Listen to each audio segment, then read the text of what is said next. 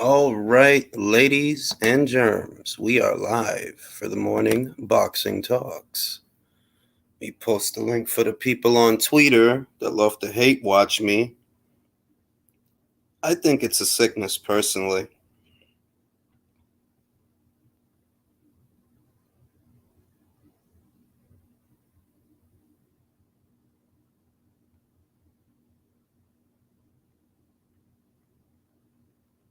Give me a second.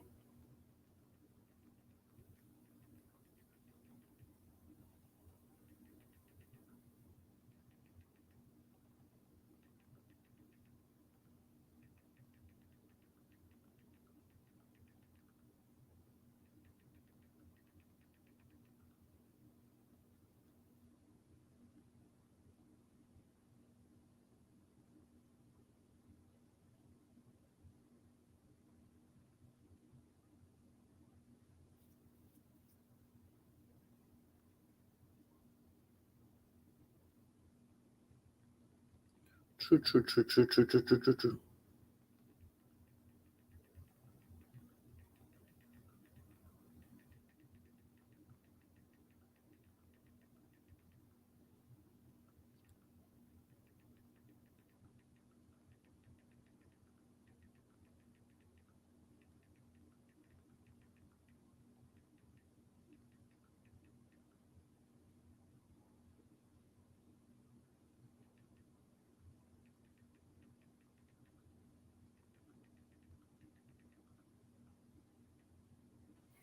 All right, what's goody, Ruben? What's goody, Timmy? What's goody, Julio? Al Money, 231. Yeah, man.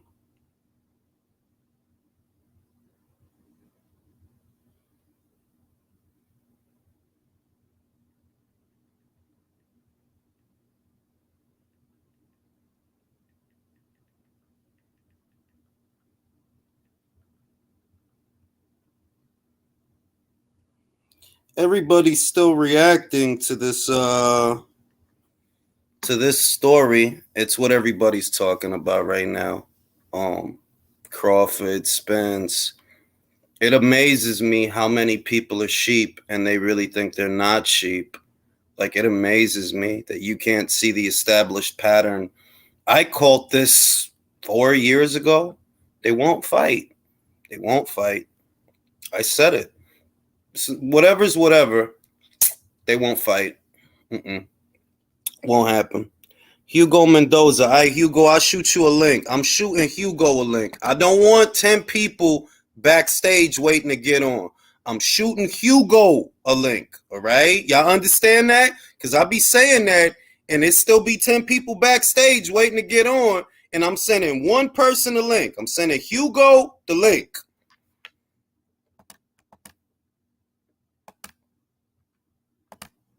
Go ahead, Hugo. Tell me what's on your mind, bro. Kills me, man, because it's fairly simple to understand. It's fairly simple to understand. They've convinced themselves that Al Heyman is this patron saint for boxers, that he's really looking out for the boxers' best interests, even though right in front of them, you see what happens. You see a fighter like Adam Kovnowski reject a multi-million-dollar deal, rather be guided away from a multi-million-dollar deal so that he could end up losing for a few $100,000. You see, the same thing practically happened to Luis Ortiz, multi-million-dollar deal for 3 alphabet titles, and he rejects it so that he can lose for less money.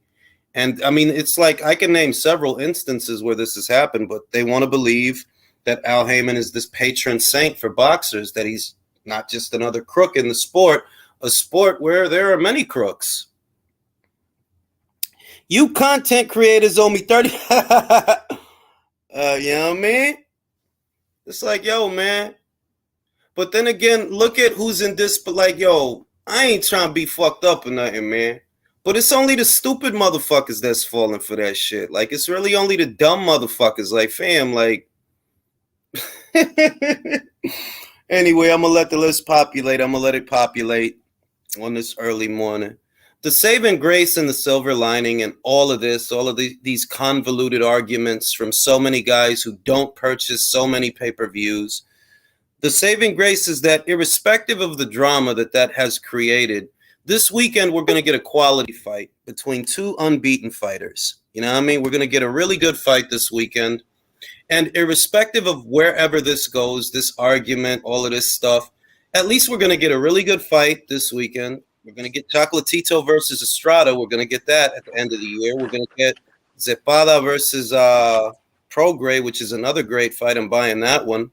I urge all of you to buy it. You know what I mean? It's a great fight. And yeah, like irrespective of the drama, because I noticed that there are some people that like the drama more than they like the fights. They don't actually care for the fights, which is why they don't watch most fighters, even though there are many good fighters, but they don't watch most of them. They watch who Fox tells them to watch. They watch, I was goody. They watch who Fox tells them to watch. They watch who Showtime tells them to watch. But they think that they're ahead of the curve. Go ahead, Hugo. No, I just wanted to ask what you thought the breaking point of the negotiation was. Do you think it was just the date being moved to next year? Because if Bud said he had agreed to the terms, I he had believe agreed that, to the terms, right? So I believe that was the breaking point because it seemed like he was on board for everything. He said that until they decided, and that news is old, that they moved the date to either February or March. That's old. That's from weeks ago. That was known that it wasn't going to happen this year, which is why I got confused that so many people are bitching and moaning that he's fighting Avanesian when they're not fighting this year. Even if he weren't fighting Avanesian, right, they still wouldn't be fighting this year. So I think the tipping point for Bud was that, well, if y'all going to move the damn fight to next year, I might as well get it in because I haven't fought this year yet. You know, no, you're right, because the fight would have had to been confirmed by August or September to promote it properly, and it wasn't. And exactly. no, But because he didn't say it definitively in his thing, so that's why I was like, I may have missed it. I would say that when, and I bring this up often, but it's almost like when I say it, it falls on deaf ears. When the vice president of communications for a company comes out and says that he is not confident that the pay-per-view will be successful, why people on social media would believe that they really want to do that fight, I'm flabbergasted with how stupid they are. The vice president of communications says he does not believe the pay-per-view would sell. He believes people would steal it. It's not going to be successful. In his words, he said, people aren't going to buy it. They're going to steal it. They won't make it a successful event. And that was in January or February. So if that's how the vice president of communications at the PBC feels, what is it you think you know that he doesn't? You know what I mean? What is it that you think you know that Crawford doesn't know? Because he's involved, right? Well, do you know something that he doesn't know?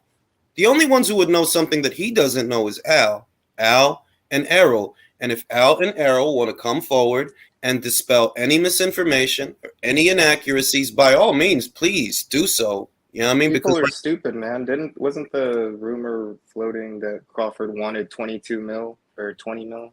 yep, and that turned out to be a lie. And then the only thing is though, like, who was making those offers? What hedge fund? Was this some kind of Triller? I mean, Like, I can guess. I can guess. You know, because people I have. know who it starts with the K, but No, I mean, it very well could be. It very well could be. The disconnect is that it's not that, okay, some hedge fund came up. It's that in Crawford's version of the story, because that's his version, we only have his version, but it's his version. In his version, Al Heyman blew off the idea before you would verify the money. Well, where does it come from? How does it break down? How are we going to do this? no, that's what I was gonna say, because I was like, the least you can do is do your homework and then look at the contract, which Al Heyman can do, and just say, hey, this is wrong, or hey, this isn't okay. And if it's fake, it's fake. But it's just ridiculous how like this confirms that the PBC are full of shit and they can't even go to the bathroom without asking them permission. So I mean, that's the gist of it. And I think it's like I see that little by little over time, more and more people are realizing the ethical dilemma of a manager advisor who's also moonlighting as a promoter, brokering deals with networks. And I've been saying this for 4 years. You cannot do all three of those jobs without there being a conflict of interest. Because How does he get away with it? because of the title, bro. He Okay, doesn't because call like himself he doesn't call himself a promoter, you know? He doesn't. it's the Muhammad Ali Act, right? Yeah, That's in that's what violation he's in. of. But That you're not supposed to have that much hegemonical control over the fighter, and that's what the Muhammad Ali Act attempts to circumvent. But he's found a way around it due to the title that, oh, well, he's not an according to Hoyle promoter, and the PBC is not an according to Hoyle promotional outfit. What they are is a network that works with several smaller promoters like TGB and Samson Lukowicz, Marcos Maidana, and one or two of his fighters. Manny Pacquiao promotion, Sean Gibbons, that's Casimiro, that's Mark Mixayo, that's Raymar Caballo, fighters that have made appearances on PBC shows. Because it's not an according to Hoyle promotional outfit, it allows him to circumvent that, even though we all know who's brokering the deal with the networks, and we all know who has the final say on what happens and what doesn't happen. And that's how he circumvents the Muhammad Ali Act. But in reality, no, you're not supposed to have that amount of control over a no, because fighter's you're not autonomy. like it's like you said, you're not working in the best interest of your fighter. And the thing that makes me laugh are like the PBC shows are mad that like the PBC, like if there's negotiations that they don't have like, you know, the broadcasting rights or whatever, or it's not 50-50, but it's like Deontay Wilder turned down $120 million. And I feel as though like as a manager, that's the worst thing you can do. Like that is literally like if he can go over there and make 120 million, why would you get in the way of that? Like, Now, Lou DiBella, in his own words, after that deal, after everything fell apart and he was, I guess, for lack of a better word, fired, in his own words, he said, I didn't do anything wrong. I just tried to get a guy who I care about the best deal I could get him. If Lou DiBella, who knows the infrastructure and knows the inner workings of the PBC because he had been working with them for some time, if in his opinion that was the best deal that was out there for Wilder, and according to Wilder, he was offered more money for AJ than he was offered for Fury, it's kind of self-explanatory. The writing is on the wall. People just don't want to read it. They want to convince themselves that 30 million or 60 million, losing for 60 million or whatever, is better than losing for 100 million or winning for 100 million, because I maintain maybe the guy would have won, maybe the guy would have lost. But what's consistent is he would have made more money. And no, you violated exactly. your fiduciary duty to that fighter, because the promoter doesn't have a fiduciary duty to the fighter. I was confused about that in the past. It's not the promoter that has a fiduciary duty. It is the manager. And you manage these fighters. You do. And it's like the same with like the little fairy tale with like Luis Ortiz and his daughter and Wilder with his daughter. I'm like, you know that the PBC just costed them millions of dollars that would have helped feed their families, right? Yeah, But but you it's guys want to have pledge allegiance to a promoter rather than seeing like, hey, the rights should go to the highest bidder. And if the highest bidder today is DAZN, if it's tomorrow it's Top Rank, if the next day is Showtime, by all means they have the right. I mean, in my opinion, like I mean, if you think about it, for example, Jermall Charlo, look at Jermall Charlo's career this year, right? I'm pretty sure that the zone would have been happy to bankroll Charlo versus Munguia fight, right? We know that the reason the fight collapsed is because Oscar wanted his own to be involved. He wanted it to be a joint pay-per-view, which makes no sense. So the fight collapsed. But if you think about how it worked out, well, Jaime's fighting this year. He's already fought. He's going to fight again. Jamal, what are you doing? Oh, nothing. Showtime doesn't have you doing anything. fighting waitresses. Basically, and knocking them over. You see how it works out that like the alternative when it comes down to the come down, because no, it's not one way, but what I see is the alternatives that you have for your fighters are not for a greater financial value than doing something else. And 10 times out of 10, they always get the shitty end of the deal. What are you going to do? Who are you going to fight? Oh, Carlos Adames. Do you think, and that's if he fights him. I don't even know if he's going to fight him. But let's say you do end up fighting Carlos Adames. Oh, that's worth more money than the Munguia fight, really? No, that's like a $1 or $2 million fight max. Like that's not a big fight. And But what these bozos don't want to understand is that Al Heyman is not loyal to the fighter. He is loyal to the network that gives him a budget. That's where the conflict of interest lies. If you're an advisor, the advice you have to give a fighter has to be in the fighter's best interest, not Fox's, not Showtime's. No, you're the fighter's advisor. The conflict is created when you're an advisor who's also brokering deals with a network. Well, you can't satisfy what they want and what they want simultaneously. No, you're not getting them the best deal that's out there. You're getting them what's best for you. no, exactly. And like, I don't know, man. They're just fucking everything up. Like, how are you gonna put Jermel on the shelf for 6 months Bro, after that really win? 12, bro. I mean, over 12 No, because that's, Mel, not Maul. oh, Mel. Yeah, even worse with Mel, bro. Like how he's coming off a highlight reel win, like he should be active. He could have gotten another fight in this year. He could have had the Zoo fight this year, but and I mean, if Al Heyman was smart, he could have even tried to see if he could send it to Australia and still somehow get some of the rights or work it out. Or I mean, even if he didn't get the rights, like just make sure Mel is taken care of.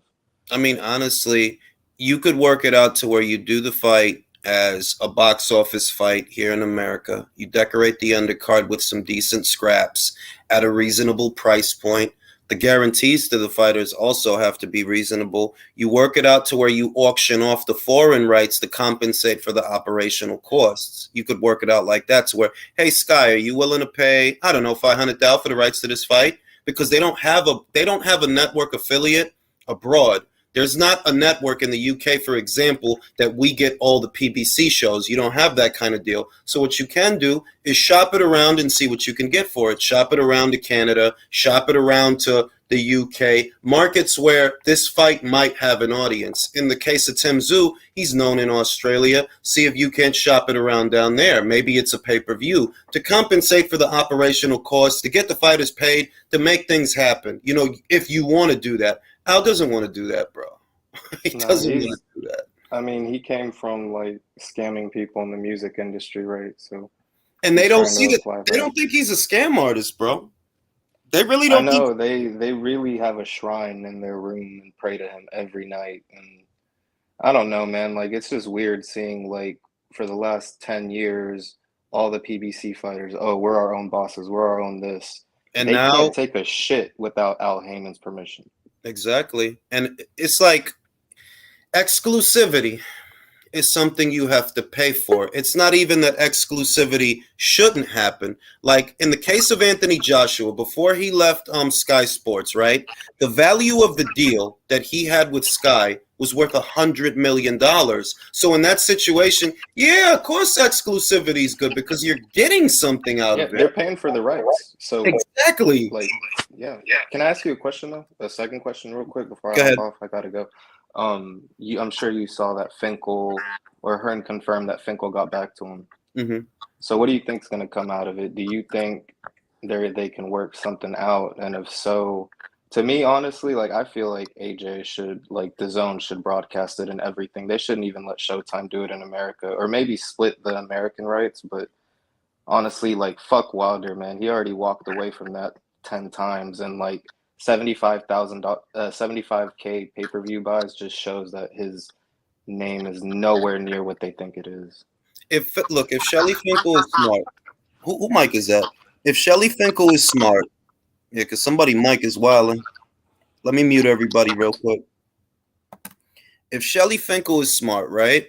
The way that you play this is look, you see what your fighter did at the box office. You see that piracy is greatly cutting into the pay-per-views, that there's only so much money you can make on pay-per-view now, and it's becoming a lost cause. If you're smart, you just let the zone do the fight. Let them do it. Forget about pay-per-view. Don't worry about upsides. Don't worry about none of that. Let the Saudis bankroll it because it's Eddie Hearn's relationship with them that makes that money possible. So you don't get to call shots when it's his relationship with them that's making that size of the pot possible. You by yourself can't make it possible. The most that you can do is try to do a pay-per-view in America, and people aren't fucking buying pay-per-views in America. So if Eddie can get you a gigantic pot via his relationships with those people. Just let him do it and don't protest. Go to the zone. Nobody on Showtime is bringing in big numbers. Not on regular Showtime and not at the box office. Don't give him no resistance. If you believe in your fighter and you believe he can win, you shut the fuck up. You do the fight. Simple as. But if we start hearing about, oh, it needs to be on Showtime. Oh, all right, bro, you don't want to fight, bro. You know that that's coming, though.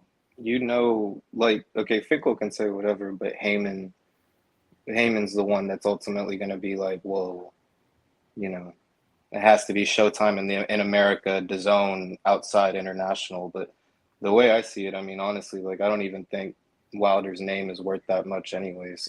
It's So not. they should just have it too, because I mean, 75K. I mean, it's funny because people shit on Crawford. They always think that he was like the low benchmark in terms of pay-per-view buys. They're like, oh, 140, 130, whatever.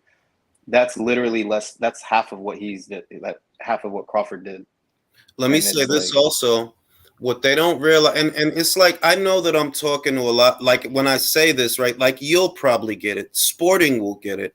That if you do a pay-per-view on ESPN, it's not the same as doing a pay-per-view on Showtime. It's not.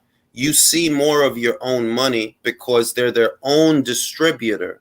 You don't have to pay the cable and satellite company. With Showtime, yeah, you got to pay the cable and satellite company 40%, between 30 and 40% of whatever comes in at the box office. But when you're the distributor yourself, you see more of the money. So 130,000 on ESPN Plus, for example, well, that might actually be more than 130,000 on Showtime or Fox. You see what I yeah, they're mean? not losing that 40% or You're whatever not for losing that broadcasting rights. 40%. Yeah. For many years, I said that the guaranteed cash to Crawford is more than the guaranteed cash to PBC fighters because he has a contract minimum. You can't pay that man anything under 3 million or 4 million up front. You can't pay him anything less than that. Whereas when I looked at the guaranteed purses and what was reported to the commission for Porter versus Spence, oh, 2 million for Porter, 2 million for Spence. Bro, Crawford got more than that fighting Mean Machine.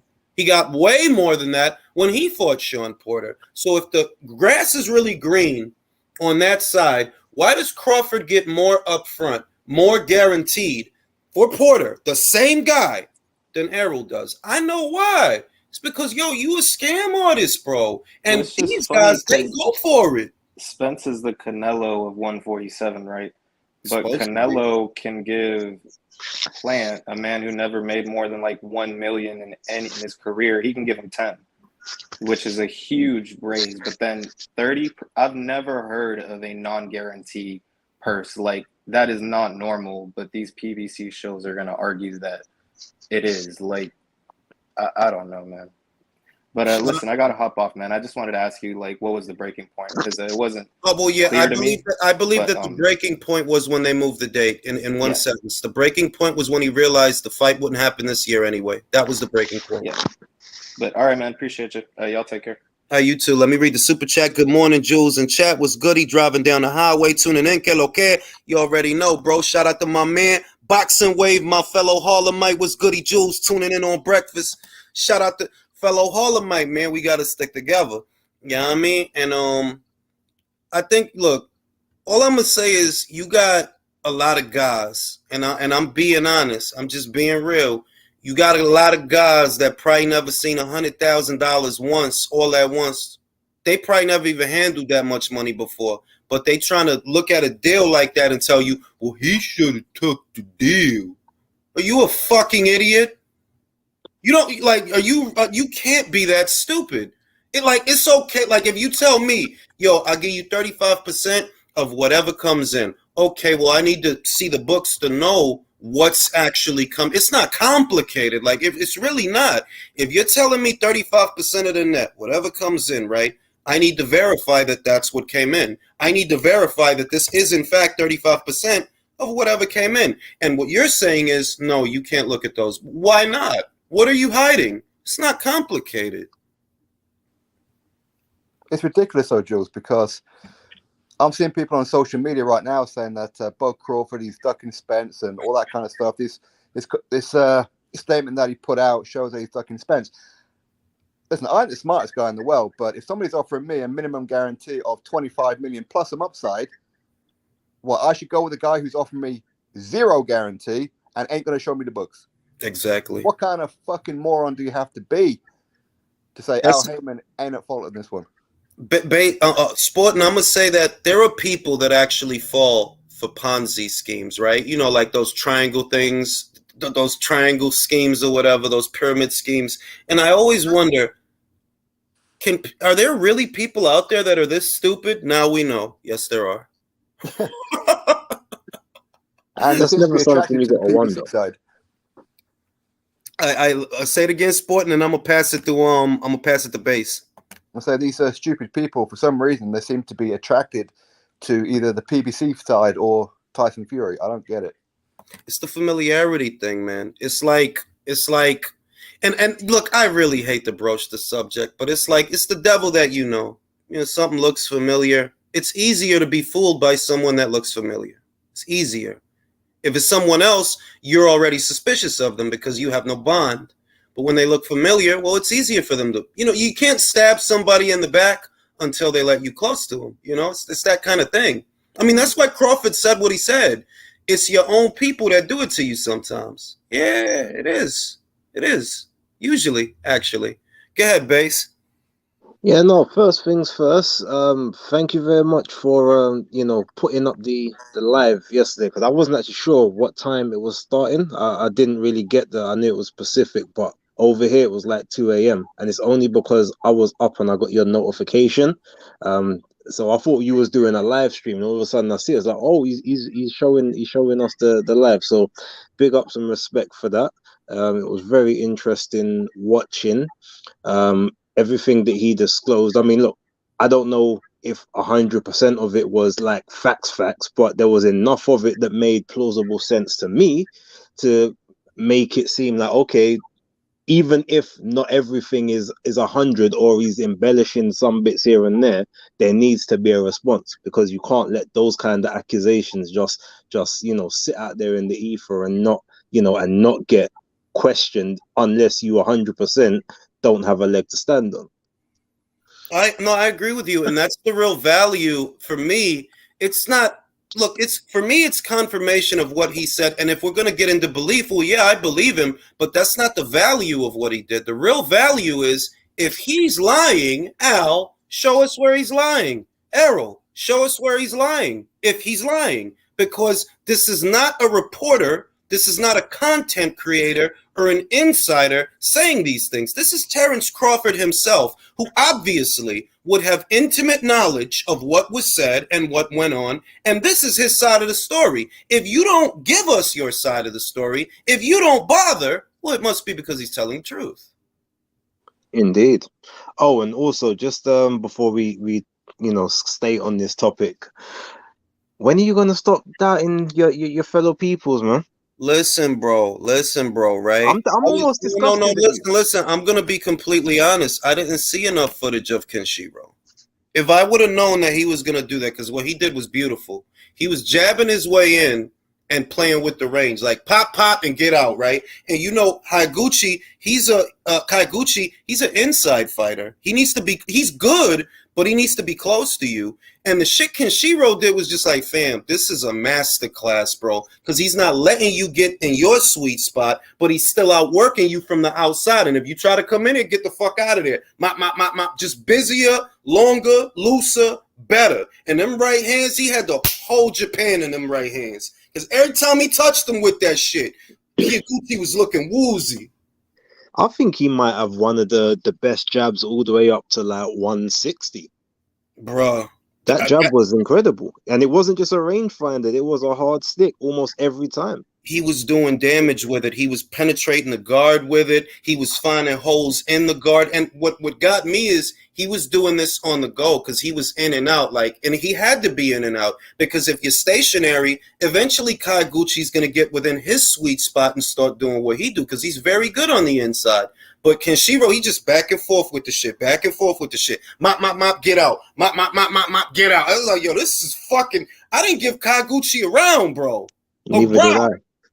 The fifth round, I scored the fifth round a 9-8, only because like I felt I couldn't give it a 10-8 because Taraji did take a bit of a pasting right at the end. I'm surprised he stayed on his feet. But yes, I had it as a 9-8, but I still gave the round I to still had it Taraji. at 10-8. You know why? Because that salvo was very late in the round. That wasn't, it's not like a minute of the round was that, you feel me? That was 30 seconds at best of him laying into Kenshiro. 30 seconds at best. The majority of the round was really Kenshiro fucking you up and dropping you. So for me, that was still a 10-8 round for Kenshiro. And I'm like, yo, he's just a bad mother. Look, man, I didn't know he was a Capricorn till yesterday. Well, even then, you still picked against him. I told you he was a Because Capricorn. I don't make knee-jerk You still reactions, said bro. Haraguchi. If I'd have known he was a Capricorn going into, I would have known of the excellence, bro. Ah. Oh well, Right, I know now. I forgive you, but you're not gonna get too many more of those chances, man. You've done that a few times now, Well, letting me down. The main thing is this, man. I guess what surprises me is how many people that have absolutely no business savvy at all. So many guys that, bro, look, you're not the head of your household, bro. I'm just gonna be real with you. All right. I know you ain't running shit in your crib. I run shit in my crib. This is my crib. That's why I can scream. Are you saying that when your wife's not around, yeah? Well, I say it, but then she starts cursing me out. I was saying it yesterday. But it is. It's my shit, yo. It's my fucking crib. I do what the fuck I want. But I'm very nice. This is my house when my wife left me. That's true, because I want to get some pussy. Like, shit, I gotta be smart. I can't just be doing whatever I want. I still want to get some pussy. Smooth shit out. And it's like, yo, like, fam, like, you really think you got more business savvy than this guy. And it's wild to me that you really think that and you don't reflect. And like, I see what Crawford's doing and it makes perfect sense. It makes perfect sense. All right, I'll take your 35%, but let me make sure it's 35%. That's all I want to do. Let me make sure it's 35. What are you hiding that you don't want to let me see that? And I reiterate, if Crawford is lying, right? Oh, he's just telling the story a certain way. He's leaving stuff out. Okay, Al Heyman, you tell it. Exactly. It ain't complicated, is it? Not really. Most things aren't. Everything in life, yo, if you want to do something, you fucking do it. If you don't have time, you find the time. It's everything in life, bro. If you don't have time, you make time for shit you want to do. Now, if you want to do this fight, you find a way. Even though they tried to fuck him, he's saying, yo, I'll come back to the table.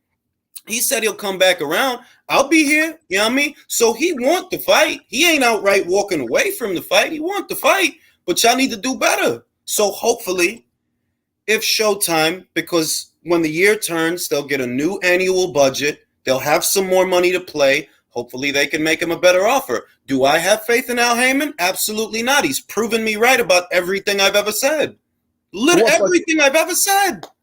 But what budget do they need? Aren't we hearing how this is the biggest fight ever and this is a super fight? You don't need a budget. It's going to pay for itself, right? It should. Based on how certain motherfuckers was talking about that shit, you would have thought this was $100 million fight.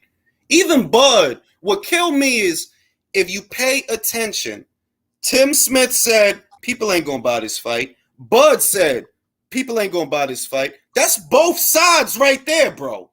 You got somebody on the PBC side saying, people ain't going to buy this pay-per-view. You got Bud saying, yo, people don't be buying pay-per-views like that. And he's not wrong. He's absolutely 100% right. Deontay Wilder sold less pay-per-views than Terrence Crawford in his last fight. Let it sink in. Jules, I need to find. No. Can you explain one thing to me? Sometimes I'll be smart. Some other times I'll be dumb. So I need you to explain this to me. How do you offer someone probably 3, maybe 4 times more money than they've ever earned, and then the first thing they say to you is, well, what about the back end? When you hear the back end, right, what they're talking about is t-shirt money, hot dog money, upside money. That's what they're talking about. That's the quote unquote. If there was a back end, that would be it. The residual revenue that the event creates, not exclusive to the guaranteed purses. You know, if you have merchandise or things like that, and I would assume endorsements and things like that. But those are empty promises. You can't promise me that I'm gonna make X amount of dollars based on this show. That's just wishful thinking, especially now that piracy is at an all-time high. It's worse than it's ever been. It's never been this bad. Never. So go ahead. Regardless of, regardless of the pay-per-views, if Bud goes into that fight blind, as in he's not allowed to see the books, even if this event is very, very successful, do you see Al Heyman handing over 25 million to Spence or Terence Crawford, especially Terence Crawford? Absolutely not. No, I don't. But even then, that's my point. I'm like, well, if you've been offered 25 mil and you've never made more than 10, like, why do you care about the back end stuff when you're getting over double what you've ever earned? Like, Base, that makes absolutely no sense. Because he's not confident. Base, you answer your own question. It's like if I ask you, yo, Base, you want to work in this hot ass desert for $10, or do you want to sit on your couch for $10? What you want to do? Well, shit, I'm sitting on my couch right now making more than that. But that's my point. Do you think Errol really wants to work for his money? No, he wants all the home schooling advantages. He wants it on a PBC platform run by Al Heyman with potentially corrupt judges and a referee. But Jules, you say that though. I mean, but if you offer me $50 to work out in the hot ass desert, I might do that because then that works out better in my favor. But it's the media. It's 10 and 10, that's different to 10 and 50. It's the mediocrity, bro. If I tell you, yo, Base, I got $2 million for you in a fight, we all know you could win, right? But I got, let's say, not 10 because 10 might get you out. I got $4 million for you in a fight that you might lose. Some guys, they'll like their chances if they're true competitors. Like, you know, I'm not a big Clarissa Shields fan, right? But I feel if it's Clarissa, no, she'll take the lighter bread. Like, man, I'll beat the shit out this bitch. What you talking about? She'll take it. Because she's that kind of person. Like, them Olympians, they built like that. They built for that. They're like, I'll beat the shit out of anybody. You know what I mean? That's how her mind works. Spencer's not that. 2 million safe is better than 4 million with risks. Yeah. He don't believe in himself. That dude don't believe. You don't got to do all this shit if you believe in yourself. For all this Floyd talk that, Floyd the blueprint is. Yo, Floyd believed that he could beat Oscar even though he wasn't the A-side fighter. He had all the disadvantages, but he was a competitor and he believed I could win. I could beat Oscar. Just get me in the ring with him. I can beat him. I'll make the sacrifices. I could beat him. Devin, same shit. I don't give a shit if I got to go to Australia 2 times. I beat this fucking guy. I beat him, all right? Anytime you put him in there with me, I will beat him. Those are the sacrifices. Errol, yeah, you went to Sheffield for Brooke. Wasn't that after Brooke got the shit beat out of him, though? Yep. You know who's it. Motherfuckers really like to revise history, and I do not like dealing with liars at all, which is why I don't like talking to most people, because most people are fucking liars. Everybody knew Errol was going to beat this man. He's going to beat this man because he just got his face broke by Gennady at the height of Gennady's popularity at the time. He went all the way up to 60, cut all the way down to 47, back down to 47, which he was already struggling to make. We all know that, all right? But motherfuckers, no, he went to Sheffield. That was no, it wasn't close, all right? Like going into the fight. No, motherfuckers felt Spencer's going to win. That's what motherfuckers felt. That's what I felt. It's on this channel, literally. Just put it in the search bar. This dude just got his face broke, and he just cut from 60 to 47. He gonna lose. He's gonna get TKO stop. My prediction was TKO stoppage late. All right. But the joke is, how hard was that fight for Spence? It was very hard. And that's one of the for me, that's one of the indicators. I didn't think about it that way at first. And little by little, I started to formulate my opinion that this guy is not what they say he is. Well, look at it. Since the Brook fight, he beat Kell Brook. Then he goes and fights the guy who Kell Brook beat, Sean Porter. And he fights Danny Garcia and Ugas, who Sean Porter beat. His opponents have been going backwards. Yeah, I've been saying that for about 2 years, that Spence is not the best fighter that Errol Spence Jr. ever fought is Kell Brook. Why? Brook beat Porter, who beat Ugas. Brook beat Porter, who beat Danny Garcia and Ugas. And these are your big wins. The best fighter you ever fought was a disheveled Kell Brook. And I think if that fight would have been at 154, not being funny, I think he would have beat you. Why is his orthodox jab coming over the top of your southpaw jab if you're this fucking wizard? Why? That's not supposed. Listen, that shit is not supposed to. I seen the same shit happen with Frank Martin. Frank Martin's a southpaw. Marinez is an orthodox fighter. Whose lead foot is on the outside? Marinez. Who's getting off their backhand? Marinez. You had to go through a lot of shit before you got the knockout. And all I'm saying is, if you were fighting someone that had power, you don't make it to the knockout because his backhand keep touching you with it. That's not supposed to be happening, bro. It's not. And how many rounds did it take for Errol Spence Jr. to get the win after his eye socket went? Wasn't it the 11th? It was late. It was like the 10th or the 11th. It was late in the fight. Yeah, it was the 10th. The eye went in the 7th. There you go. Like, bro, like, and look, we talking about boxing at the end of the day. And other cats is just talking about some other shit. A lot of people got their ego tied to this shit. There's too many indicators for me to think that Al Heyman is the fairy godmother of boxers. That's not what the fuck he is. He's just another crook. I don't understand how motherfuckers can't process. He's just another crook. That's all. You think it's any shortage of crooks in boxing? Motherfucker on Twitter, well, Bob Arum. Listen, Brody, Bob Arum is not in the picture no more. What the fuck are you not understanding? Bob don't got shit to do with what's going on right now. He not there. Don't bring me up Bob a year after Bud left Bob and motherfucking Al still ain't do the fight. This shit don't make no sense. What do you make of Crawford saying that Al Heyman told him that he's not going to allow any of his fighters to fight on another platform? Cattle. That's all it is, cattle. I've always maintained that Al Heyman's loyalty is not to his fighters. It's to his brand and his network affiliate. I don't think that his fighters really realize that, or all of them. I don't know how many of them have the frame of mind, the process that he doesn't care about you. He cares about the guys that give him a budget, and he's more concerned with keeping the content there for them than satisfying what you might need financially. That if he really cared about you, he would let you go somewhere where you can make more money. That, look, if the zone has $5 million for this fighter, let him go get it. They don't have $5 million for him over here, right? So let him go get it. That's not what he gonna do. But yeah, Eddie Hearn's bad for boxing. Yeah, he let Haney leave to go get that undisputed fight. I say Canelo, not that he really had a choice, but he accepted Canelo to go over to the PBC to get the undisputed.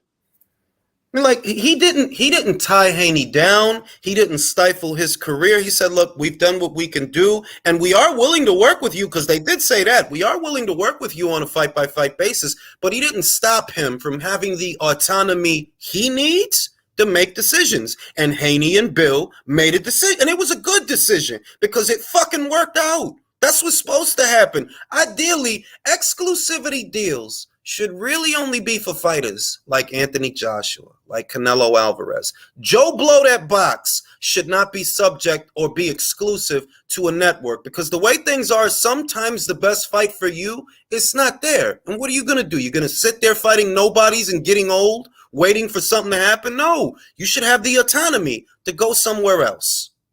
At least we could say fucking Jose Ramirez. Bob didn't stop Jose Ramirez from getting 4 M's in the Mo Hooker fight. He let him go get it. Like, bro, they got 4 M's for you over there, bro. Go get that shit and that belt. Exactly. And Oscar Golden Boy letting Izerdo fight Bivol on a Matchroom show. Common sense. It's what's silly to me is how motherfuckers taught their ego to this shit and how it becomes a toxic conversation. Like, bro, we talking about boxing. You talking about some other shit. You talking about boxing, and you get mad when guys like me call Al Heyman a crook. Getting mad. Then why Broner left, bro? Why Danny Jacobs got the fuck up out of there and ended up making more money than both the Charlo brothers put together? He got the Canelo fight. They didn't. How'd he get it? By leaving. Do you think if he was still at the PBC, he would have got the fight? No. Exactly. If you look, all these guys that's fiendballing, for example, for a Canelo fight, a good number of them actually got it by way of Matchroom. Billy Joe Saunders got it. Callum Smith got it. Motherfucking Daniel Jacobs got it. Gennady Golovkin finally got the trilogy that he wanted by way of Matchroom. Who didn't get it? Most of the PBC guys. Only one of them ended up getting it, and that's because he was a lucky motherfucker that he had that belt. Benavidez didn't get it. Charlo didn't get it. Spence didn't get it. No, there was one other one, Jules. You're forgetting. And Yildirim got it as well. Even Word, Yildirim right? got that chance. Word, right? Yeah, Yildirim got it. Shout out to Al Heyman, bro. Yeah, but people want to say how that's Al Heyman allowed Andy Ruiz Jr. to go fight Joshua. Ruiz didn't even have a fight under PBC when that happened. No, Nah, he he had didn't. one. He had No, one. he had one. He had one. Dimitrenko. But you know Yeah, what it my was? He bad. wasn't a big part of their bottom line, and everybody. It's the same as when they sent John Molina and Felix Diaz over the top rank. They weren't invested in those guys, man. Anybody could see that. They weren't invested in John Molina. You know, they weren't invested in Felix Diaz. None of the other welterweights wanted to touch him. So, of course, yeah, fuck it. Just send him down to 140. He says he wants Crawford, fuck it. We don't have nothing for you. You know what I mean? The guys that don't matter, yeah, they'll let him go. Yeah. Shit is crazy to be, man. Is it true that Wilder got 10 million guaranteed to fight Hellenius? I don't know what the guarantee really was because there's so many crazy numbers out there. I saw a number that was something like 20, and I'm like, there's no way. There is just no way, bro. Because if they gave you that, this was a monumental flop. You know what I mean? Like, if they gave you that. Remember, cable and satellite takes 40% of whatever comes in. Now, 77,000 multiplied by an $80 buy rate, I think that's a little over $6 million. If you take 40%, then that means what? You got 3 mil? 3 mil. And they guaranteed you 22? I'm like, nah, bro. Those numbers, that math ain't mathing, bro. That's all I'm saying. Yeah, but they can guarantee these. Yeah, but they can guarantee these numbers. But like with Broner, he gets it in like what was it, like a monthly allowance or something? Yeah, but that's the like. Why are you getting paid by way of IOUs and increments and installments? This ain't fucking Rent-A-Center. like you Rent-A-Center in boxes. They got motherfuckers on a layaway plan. Like, man, get them motherfuckers their money, man. Do you think Showtime's going to give him a good budget? No, the metrics. There's no. The metrics are down from 4 years ago, and I know because I keep track of them. The numbers are down. There's no way a network executive will. The motherfucker left, so that tells the story for me. That motherfucker quit a month ago. So I don't know specifically why he quit, but I can guess, and it's because things are going downhill. And it's hard to imagine that the higher ups, the parent company or the executives higher up, would greenlight more money for boxing. Boxing isn't giving you any fucking ratings. Why would they greenlight more money? You could argue, well, if you give us more money, we'll get more rate. Bro, I don't know, man. Y'all used to have a bigger budget, and we still got here, bro. Y'all used to have a bigger budget. Yeah, but anything that's even half decent, they're putting on pay-per-view. On Fox. Yeah. Well, on Fox, it's like at least the word on the street is they done. And they're just fulfilling the contractual obligation to do a certain number of pay-per-views annually. That's what that is. But as far as Fox shelling out production costs, they're not going to do that, which is why you don't see ordinary fights on Fox. What you do see on Fox, those are just pay-per-views, like Ruiz versus Areola, Wilder versus Hellenius. Those are pay-per-views. They fuck if Tank leaves. Yeah, but he's not going anywhere, man. That kid's a retard. I mean, he's not going anywhere. Like, I mean, I don't want to be fucked, but I'm like, he's not that guy that makes that decision. You know, he doesn't have the frame of mind to go into business for himself and understand how things can work. They're like, you could probably get yourself an even better deal going to the zone than the deal you have now. You could probably get a bigger contract minimum because just you going there is going to create waves. Yeah, but he could be going to jail as well, though, couldn't he? Yeah, that's another thing. Like, I'm just sick of these fucking guys, man, and I don't give a shit. Motherfuckers can call me a matchroom shill all they want. I'm getting a great fucking fight this weekend. It's not a pay-per-view. It's a great card overall. Zelfa Barrett versus Rakhimov, Cameron versus McCaskill, Bivol versus fucking Ramirez. That's a great card. And I ain't paying $80 for it neither. Yeah, Jules, you still ain't told us who you got, Cameron or McCaskill. I'm not picking against my girls, dog. I'm going to ride the fence on that one. Okay. Chantel Cameron, my girl, all the way. You know what I'm saying? Like I can't. The McCaskill people have been very good to me, and I cannot root against them. And I love Chantel. I'm always gonna love Chantel. I loved her when she was with fucking Barry McGuigan. That's how long I've been following her fucking career. Yeah. So, you know what I mean? Like I can't. I'm just going. I'm gonna do it like a little breakdown and tell you what I expect to see. But I ain't picking nobody, man. I ain't picking nobody. Okay, all right, I'll give you that. I'll allow you that one. I'm still waiting for my Jonas Baumgartner one though. They not gonna fight, so leave my girls alone, dog. Not gonna fight, right? I'm a big Jonas guy, big Baumgartner guy. It's mad weight classes between them. She's with Matchroom, Tasha's with Sky. It ain't gonna happen. I don't gotta put myself through that. And what about Bivol Zerto? Who's winning that? I haven't decided yet. I'm leaning towards Bivol though. On Because a part of the reason I'm leaning towards Bivol is because what is Zerto really? A statuesque guy who's a volume puncher. Has he seen a guy like that before? To some degree, yeah. He fought Jean Pascal. He's a volume puncher. Craig Richards is taller, even though he's not a volume puncher, but he is noticeably taller. Joe Smith is noticeably taller. He is a volume puncher and a pressure fighter, and he can punch. And Bivol's seen that before. Like, you're not really bringing something that he hasn't seen. It's just, you are probably going to be 200 pounds tonight of the fight because he's a big fucking guy for light heavyweight. The best thing about Bivol is the fact that he never seems to panic. That's his biggest quality. Like, no matter what happens, he doesn't panic, which means he's always thinking clearly in the ring. He's poised, and that's important. Not panicking, being poised. The only thing is, can you really box for the one thing that Zerto brings that I think is a bit of a game changer is he's more of a body puncher than they are. Joe Smith Jr. is not a body puncher. Craig Richards isn't a body puncher.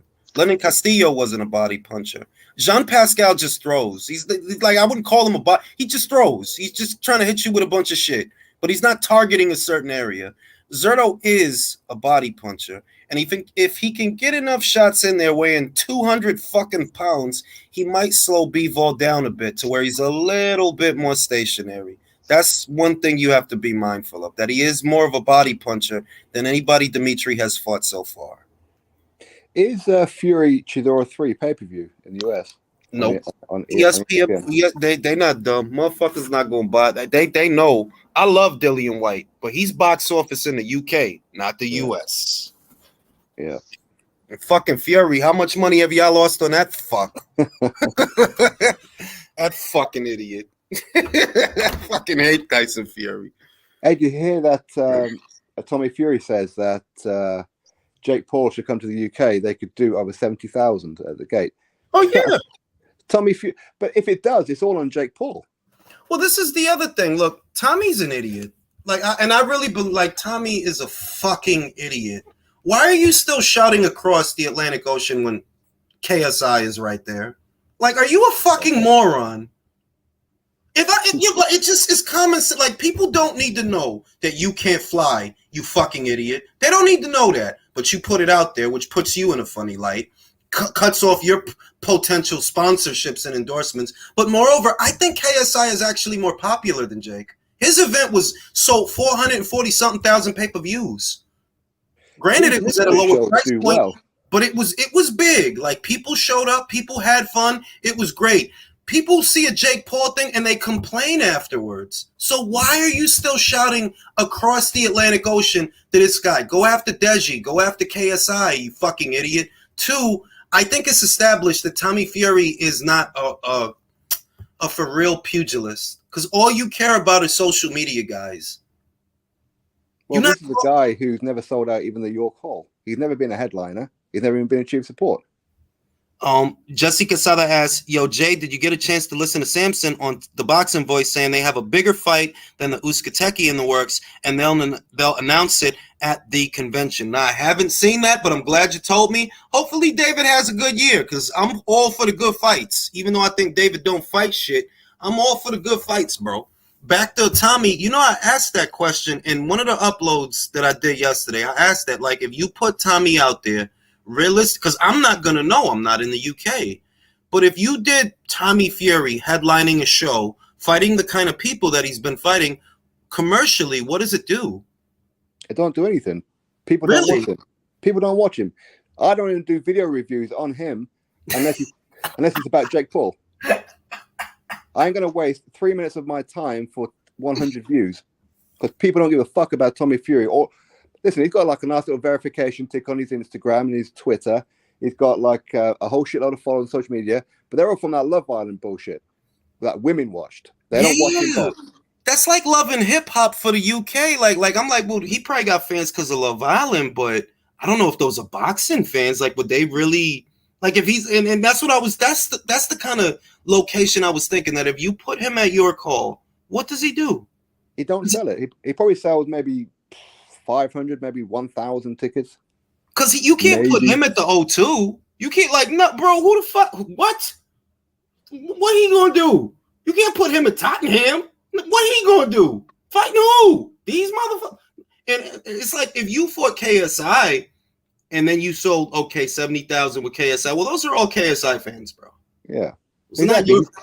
He's piggybacking. That's all he's doing. You put Tommy Fury in with even an area level to British level in the light heavyweight division or cruiserweight, Tommy Fury gets put to sleep.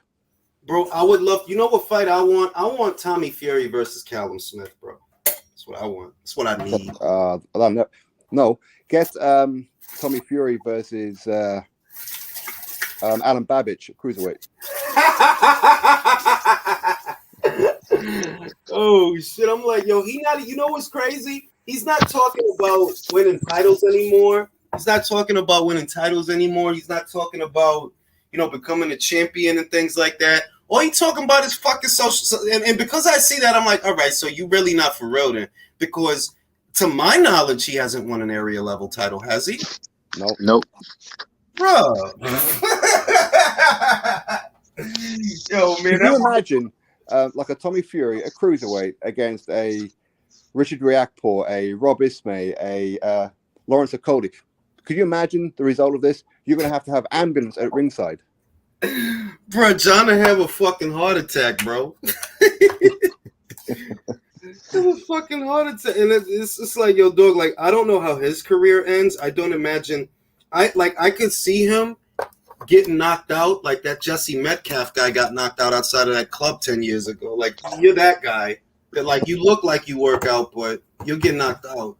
Yeah, like somebody will knock you fuck out, bro. It'll be some portly motherfucker that'll knock you the fuck out. Like, yeah, you look swollen, all of that, but you really ain't all that. And I've seen him, bro. I gave him a chance, like, just trying to see a glimmer of the Fury fighting name. And I'm like, nah, bro, you really, nah, son, no. His first 2 or 3 fights, I was watching him because obviously he was knocking people out. And I thought, oh, hang on a minute. Maybe he's got something, but... Listen, man, you don't go against a YouTuber. No, sorry, not no YouTuber. Was he a MMA guy or something like that? He's an MMA guy that had one boxing match. He had like 2 boxing matches and he lost one of them. Like the dude had an upside down record. That's what I remember. Yeah. And Tommy Fury couldn't even put a dent in him. Bruh, the dude, not only did he have an upside down record, he hadn't actually boxed in well over a year. Like I believe it was some years. And I'm like, bro, come on now. Like, I don't like to be critical of guys that have under 10 fights, but I'm like, bruh, come on now. Like, nah, son. That's why I don't actually know if he can beat Jake. And I'm not playing. I'm not joking. Like, bro, you're not a blue chip prospect, You're not some decorated amateur. Nah. You just a guy whose last name is Fury. I think that Jake Paul would knock him out. Possibly. He'll land on Tommy, and I don't know if Tommy can take it. I mean, we know Tommy hasn't been in there with any punchers. Like, we know that his quality... It's like, for all this shit that Jake gets for fighting MMA guys, right? Who the fuck is Tommy Fury fighting us better, though? Well, it's the thing, right? I know people are criticizing who it is that Jake Paul's fighting, but you name me any other light heavyweight or cruiserweight who has a record of a Jake Paul with the quality of the Jake Paul that only has 5 or 6 fights. Yeah, like they're all fighting people like 150 losses. Yeah, like I like, and I say it all the time that I'm not critical of him fighting. Like, granted that I don't take him seriously as a pugilist per se, because those are not journeymen, the kind of journeymen that you bank rounds with them for experience. That like Kingpin Johnson, it's that kind of thing to where the guy's not gonna win, but he'll make you work. You know, and that's what you're there to do. You're there to work. He's not fighting people like that per se, but who is at 5-0 and 6-0? We talking about like Lomachenko or somebody, right? Yeah, they fighting. Yeah, that motherfucker like that with 2 gold medals, but most motherfuckers ain't got 2 gold medals. So I'm like, no, I'm not critical that Jake is fighting these people and he's making a lot of money. No, I mean, there's no reason to be critical. That's his audience that buy that shit, not me. I don't buy that shit. But if somebody want to, that's on them. They want to buy that shit. But at the same time, Anderson Silva, didn't he beat Chavez Jr.? Yes, he did. So why shouldn't Jake Paul get some kind of credit for beating Anderson Silva, who defeated a boxer, a former world champion at that?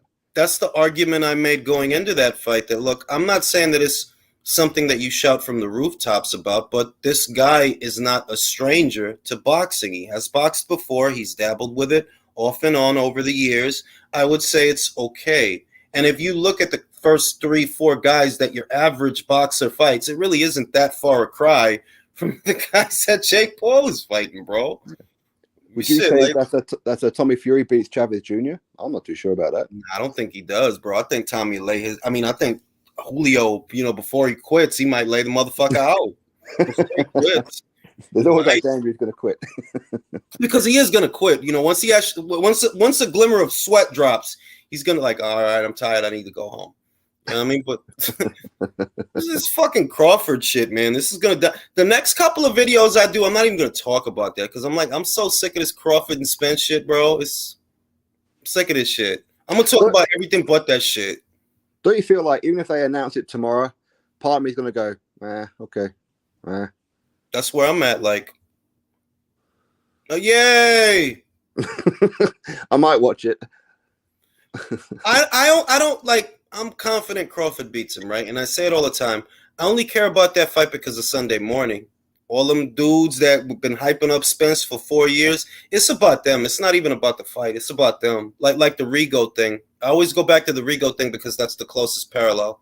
For 2 years, he's going to break Loma's jaw. He's going to do him like Amagasa. No need to do. I told him that motherfucker is too little and too old. And motherfuckers just kept putting battery in his. I'm like, all right, just wait till they fight.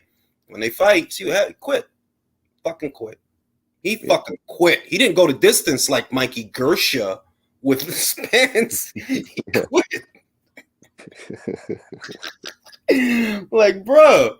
Why the fuck motherfuckers like stop lying to yourself? Matter of fact, lie to yourself, just don't lie to me. Leave me alone. Leave me out of it. Because the motherfucker, I was very big in the Facebook boxing groups at that time. I used to be in all kinds of different groups because it was fun and it was something to do while I was doing shifts. And I was real big on those groups. Like I love those groups. It was fun. But whenever somebody would post like a poll, who do you think is gonna win? I would say, I think Loma's gonna win. I think he's a little bit too big for he's too big, too fast. He just has too much working for him in a fight with Rigo. Some jackass will pop up in my he's gonna. I'm like, all right, bro, you want to argue about this shit. I don't care who you pick to win this fight. I don't. I'm just saying I think Loma's gonna win. I don't want to argue about all right, bro. And then now it's Twitter. That's the shit that motherfucker come to me and start arguing. Oh, you're just being a contrarian. No, motherfucker, you came to me. If you said the same shit that I said, I would not be in your comments because I don't care. Make the most of this, though, this whole Twitter trolling, because Elon Musk announced that people are going to have to be paying $8. Is it $8 a year? No, for the blue check, though. Oh. That's what, if you want the blue check, which I might do that. Why not? Because I'm elitist in a motherfucker. I got a blue check, motherfucker. You don't. I am verified. I have the $8. You don't. If you try to pay the $8, it's gonna hurt you. It don't hurt me. I'm impervious. We get paid to talk about boxing. They don't, and they can go for hours upon hours upon hours on Twitter for free. And I hate to be that guy because I want this sport to grow. I really do. So more people talking about it is great because that's more metrics for content creators like us. When the sport grows, we in effect grow with it. That's the logic I have. But if you're gonna insult me and say mean things about me, hey, listen, motherfucker, I'm getting money doing this shit. You not. You out here arguing for 4, 5, 6 hours at a time for free. So great. They ain't got a job. You know what I'm saying? It started out as a hobby. I admit that the only reason I did it for years, I was just uploading content because I like to edit. It's a hobby of mine. You know, like some people like scrapbooking. I like editing. For many years, I uploaded content. I wasn't worried about monetizing, but somebody told me, no, you should do that because you'd make money. And you know what? They were fucking right. Mhm. They were right. Shit, I was happy Exactly. to just be editing. That's the great thing about this. You see, I can say whatever I want, my own opinions. Nobody has to agree to it, but I get paid. And if I want to go to a show, guess what? I haven't bought a ticket in 5 fucking years. I love it. I love it. Like, listen, motherfucker, I'm media. You better let me in, bro, because I'm motherfucking media. And if I didn't live in the goddamn sticks, y'all don't know I live in the sticks. I moved out of New York many years ago. I live in the boonies. But if I was in a fight town, oh, I'm all in that shit, man. Let me get my motherfucking credentials, bro. I wouldn't go to no PBC shows, obviously. Like, bro, what fight y'all putting on that I need to be there? Exactly. But these Twitter guys, what they got to do? They have to pay for the tickets from Bro, money that they didn't earn talking about boxing. bruh, you know what I'm saying? Like if it's me, like a good fight town was developing to be a good fight town is Arizona. That's where Chocolatito and Estrada finna fight next year, I believe. Sources. That's where Valdez and Navarrete are gonna fight. Like that's a good little fight town right there. Like I would love to go to a couple of fights there, and you know smaller shows too. They have a lot of little small shows. If I was somewhere like that, oh, I'd be at them shits. But I'm literally in the sticks, bro. I'm in the boonies. I'm in the woods, bro. Saying, so I don't get to go to shows and shit. Country says Tommy look fragile as fuck. Won't beat any good fighters. I have to agree. Drew says LDBC in hell saying they don't still pick. Yeah, right. Yeah, right. There's a video of the general saying that he uses a fire stick. I think there's even a video of him instructing people which link to click to see a fight illegally. Who's that?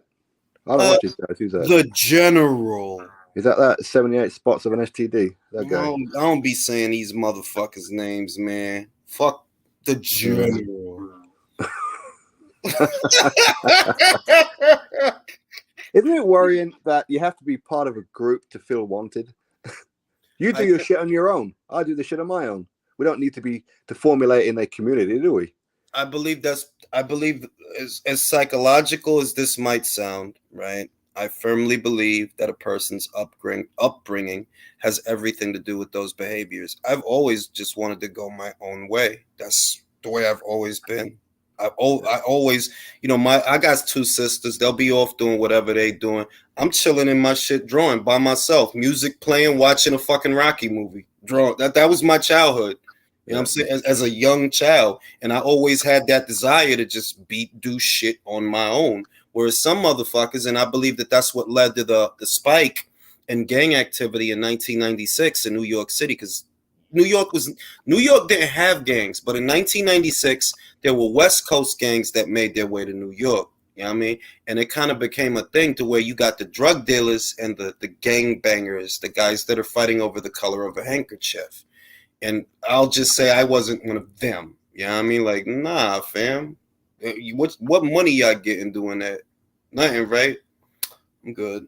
Thing is, about like a New York, obviously I'm from the other side of the world compared to New York, but it's like when I was a kid, I look at New York, you know, I watch like Home Alone, I think, fucking New York looks great, looks fantastic. But then of course you hear stats on the news like somebody gets killed every 3 seconds in New York. You're like, what the fuck?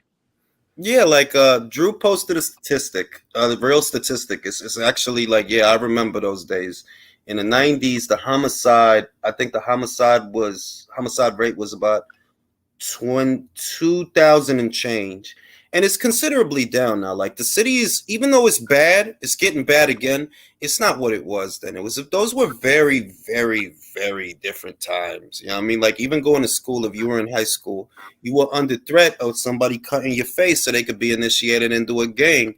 If you was on a train, it was the same thing. Like, and people just fighting because they fighting. People just fighting because they're young. Because also when you're young, yeah, we was all a bunch of assholes when we was kids. I'm sure all of y'all was assholes probably when y'all was kids. I know I was when I was 16. I was awful, terrible little piece of shit. All right. And that's just childhood.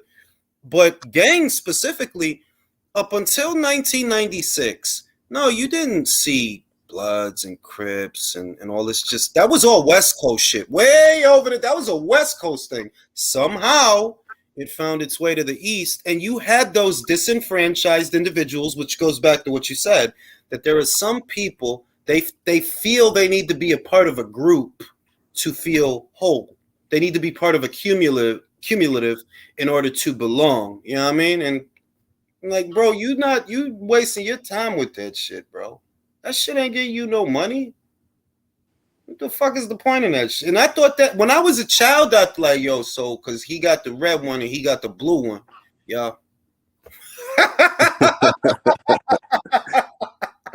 We got Power Rangers. Yeah, these times I was Spider-Man.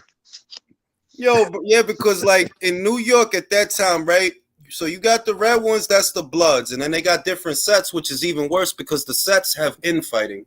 You know, like you might see NTG guys fighting with Sky High Paru guys, or Treetop Paru guys, or Sex Money Murder, just all these different smaller sets that there's infighting within the fucking game, right?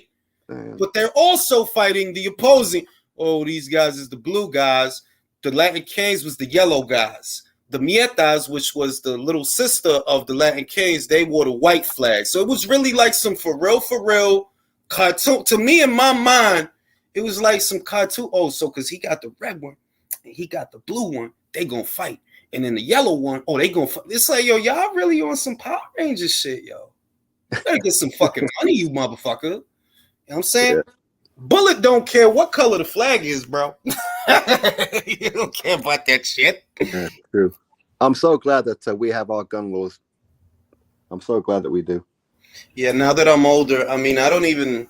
Now that I'm older, I want to live in a place like that. You know what I mean? Where because it's like I don't really understand gun. I've never liked guns. Never liked guns. Like I don't have the fascination. I don't think it's cute. I ain't going front. I go to the range a lot because it's fun to practice, but that's occupational. The only reason I even got a firearm was because that's my certification. You know what I mean? So obviously, yeah, I'm going to go to the range. I don't want to feel like a fucking alien if I ever got to use this thing. You know what I mean? But it's like people got this fascination with these. And I'm like, bro, I never liked that shit because when you got something on you, the probability of you actually having to use it increases because you have it on you. You know what I mean? Which also means the probability of someone else having something on them and using that increases as well. So. Yeah, and then you think about how Takeoff died, right? The kid, the rapper from Migos. Yo, he died from friendly fire. Yo, you can't. It's like, yo, your own man shot you by mistake. Motherfuckers love to jump. Like a lot of shit. As I got older, I just realized, like, yo, motherfuckers really be full of shit. Like, motherfuckers talk all this shooter shit, fumbling with the fucking hammer, shot his own man. Stupid, bro. Wow. You fumbling with the right. He shot your old man. I think he shot him in the head or the face.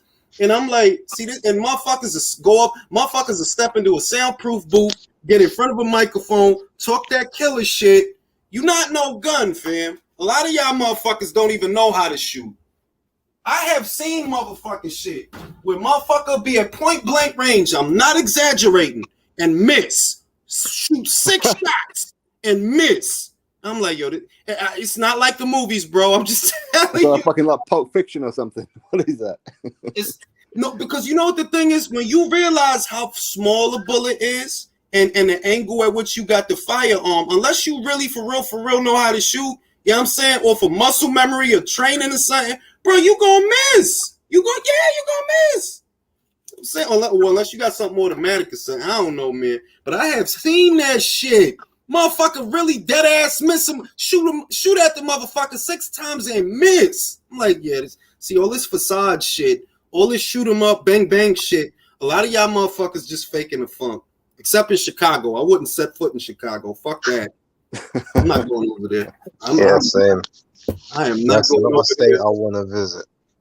I'm not going over there, bro. Fuck that. I don't need no shit in Chicago. Or if I do go to Chicago, I'm wearing Kevlar. Because motherfuckers really do shoot over there.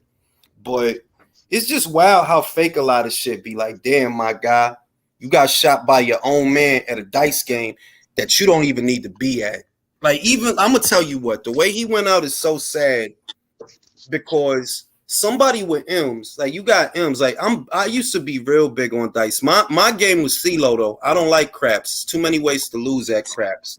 My game was CeeLo all through middle, high school, even in my 20s. Like, yeah, we playing CeeLo, but this was the difference. You learn early on, yo, play with your mans, B, like your guys, because even with them, there's potential for things to get volatile. It's a dice game, bro. Motherfuckers is really losing bread out here. You think they gonna be happy if you winning too much? You think that if you win and then yeah, motherfucker 4, 5, 6 trips. You know what I'm saying? Head crack.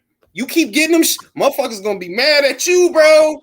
And I'm like, yo, why is this rich guy instead of being in Dubai or Abu Dhabi, just off somewhere on a tropical island in some pussy? Why are you at a dice game? Wasn't Shakur Stevenson with him? Yep. Standing right next to him. I bet you think he's lucky stars that he's still leaving him fucking walking. I mean, Jesus. Well, I just think like, yo, I'm at a point where I'm like, yo, a lot of that shit that gets you killed is dumb. It's really dumb. Why you at a dice game, bro?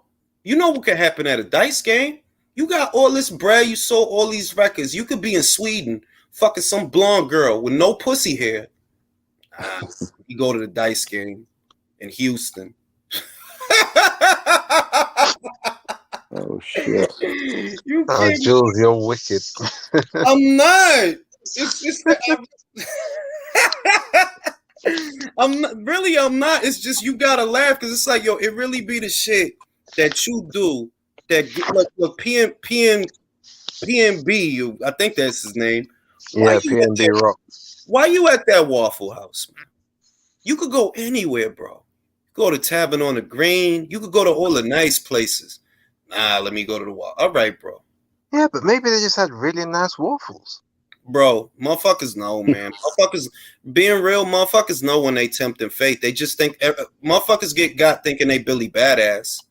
That's how motherfuckers get got. Like, yeah, it's because you think you Billy Badass and motherfuckers won't blow your brains out. It's more. I heard that some YouTuber got shot, didn't he? Say it again.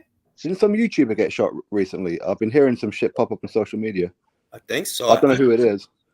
Yeah, like motherfuckers think they Billy Badass, man. Like, look, motherfuckers don't care about shooting you, bro. It's motherfuckers that ain't famous that get shot. You think motherfuckers give a fuck about you? No. Why is a rich person with all this money at a fucking dice game of all? Like, bro, it's not a lot of shit more volatile than a dice game, bro. Somebody gonna lose some money and get mad. Somebody gonna get. Why you around this shit? You know what I mean?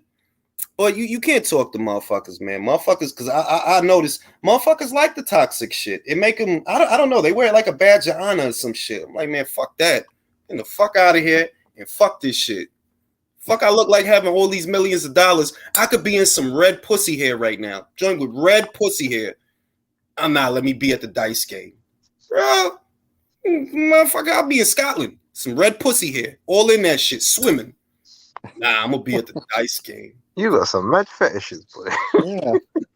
Just saying that you literally have the money to finance a global tour of different colors of pubic hair on fine fucking women that you can fuck. Nah, I'm gonna be at the dice game. Or better yet, do something more constructive with your time. Renovate your block. Turn that into dollars for you. It's just so much pretend. I can't put it in a sentence because I'm like, yo, dog. You could turn $10,000 into $100,000. You literally can. You could turn 100,000 into $1 million. You literally can. These guys have enough money that they have more money than the average startup business. They can bear the risks and open up a franchise of some kind. And for all this smart, no, you're not, bro. You're like, nah, you're not. You can't. Yeah, they'd rather be Wheezy than Jeezy, unfortunately. I agree. Because that's what, like, you just happen to be good at one thing. 50 is a hustler. I always maintain that. Now that's how you do that. You see, he ain't out here spitting like now he ain't got to do that no more. because he found some other shit. That's what that is, Jay. Same shit. That's what that is. Motherfucking Nas out here getting Hennessy money. He got his different arms of revenue. When you for real, that's what it looked like. You gonna get residual revenue. Y'all Yeah. can't.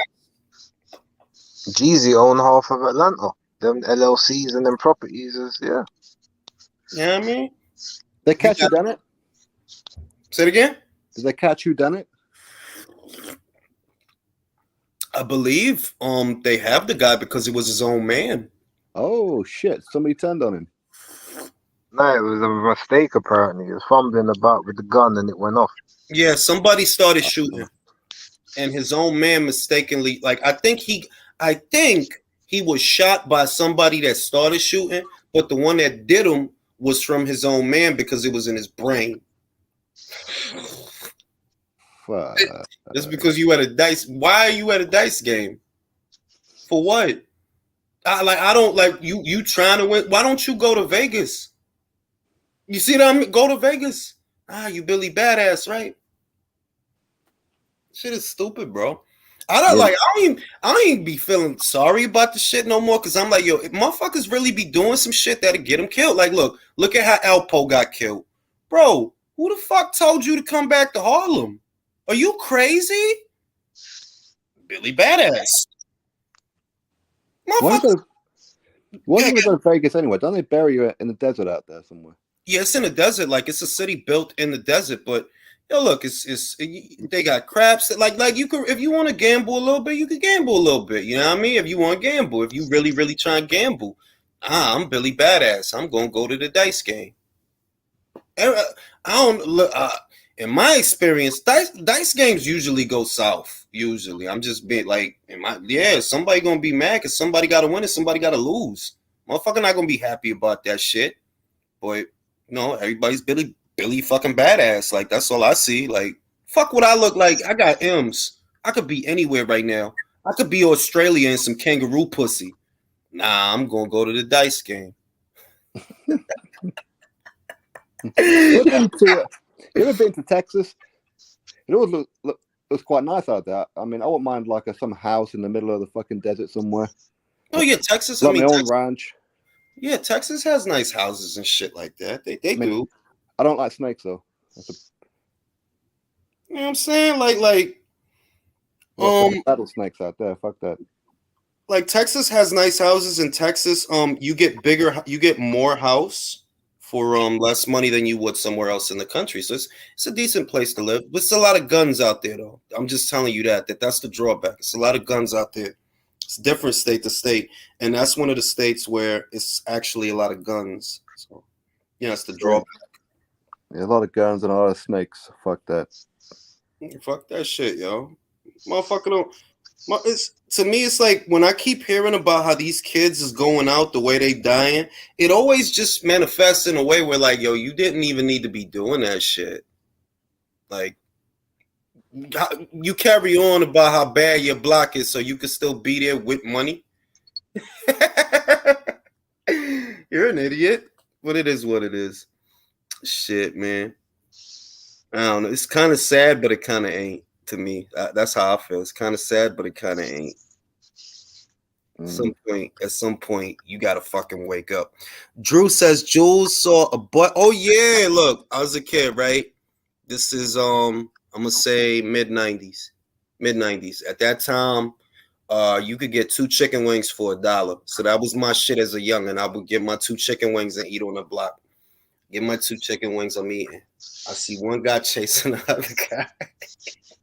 The guy has a knife. And he couldn't get to the guy. He keep trying. This is on the avenue. We're on the avenue. We're not in between the block. We're on the avenue. He keep trying. He stabbed him in his butt. And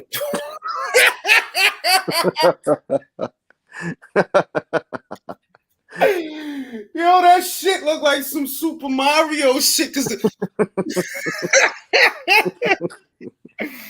Yo, it's like it was terrible in the 90s, man. Like it really was. It really was as bad as you believe it. Like as you hear, it was that bad. Like it was normal, so people didn't stop coming outside. They still went outside, but it was terrible, man. It was awful. That's why I like this country shit, because I'm old, bro. I don't want to be paranoid. that shit. Fucking old, bro. Where's the best place to, whether it's country or like suburban? Where's the best place would you say in the States to live statistically? Places I would live, even though I Yeah. just said Texas has a lot of guns, there are parts of Texas I would like to live. There are parts of Arizona I would like to live. What's another one I was looking at? I was looking at Portland, Oregon. That's northwest. That's far over there in the west, but it's northwest. I was looking at over there. I heard very good things about Denver, Colorado. A lot of weed smokers up there too. It's a big cash crop there. But those are places that I would like to move. And Okay. where I am now, which I won't say, it's nice. It's manageable. Of course. Because if you from the city and you move to the sticks, no cat, you think like this. You do things like this. The people out here don't. Yeah, that's like being for me living in London and then going to like Reading or somewhere like that. They move slow. And it's like, geez, or Kent. And it's a good place to raise kids because that's really the rhyme and reason. Like, bro, motherfucker don't want to have to deal with all that bullshit that be going on. Like, another part of the reason was the cost of living. New York is too damn expensive. Like, if you ever want to own a house, well, that shit ain't gonna happen over there. No, You gonna pay all that money to live in Queens? I was about to say, yeah. Oh, I don't know if you can say this. Obviously, don't if you can't. But are you still on the East Coast, or have you moved to like a whole different part of the I'm still in country? the East. I'm still in the Okay, East. I'm okay. still in the East. But the good thing about the East, or that some people might appreciate, if you're on the East, so long as you're not in Florida, you'll get 4 seasons. You'll get a fall, a winter, a spring, a summer. You'll get all 4, and no earthquakes. That's if you go to the West, earthquakes. Yeah, That's what they got to worry about. And who knows, with the way shit going, California probably going to sink into the goddamn ocean.